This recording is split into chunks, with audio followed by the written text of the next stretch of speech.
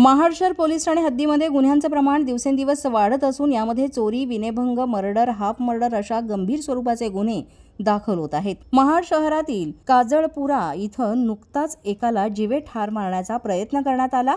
सविस्तर माहिती अशी की रेश्मा माटवणकर राहणार काजळपुरा या त्यांच्या राहत्या घरात असताना त्यांचा मित्र हितेश सावंत हा रेश्मा हिच्या घरी असताना रेश्मा हिचा घटस्फोटित पती सुफियान हनीफ पोरे हा आल्यानंतर त्यानं फिर्यादी हितेश सावंत याच्यावर चाकूच्या सहाय्याने चेहऱ्यावर, छातीवर, हातावर सपासप वार केले आणि आरोपी सुफियान हा पळून गेला। हितेश सावंत हा रक्ताच्या थारोळ्यात पडल्यानंतर त्याला महाड येथील new life multi specialist hospital Mahad इथं दाखल करण्यात आलं। पोलिसांनी घटनास्थळी धाव घेत आरोपी विरोधात हाफ मर्डरचा गुन्हा दाखल केला असून आरोपी सुफियान हा फरार आहे। महाड उपविभागीय पोलीस अधिकारी शंकर काळे आणि पोलीस निरीक्षक रमेश तडवी यांच्या मार्गदर्शनाखाली पोलीस उपनिरीक्षक गर्जे या गुन्ह्याचा संपूर्ण तपास करीत आहेत। जागृत महाराष्ट्र न्यूज, रामदास चव्हाण, महाड, रायगड।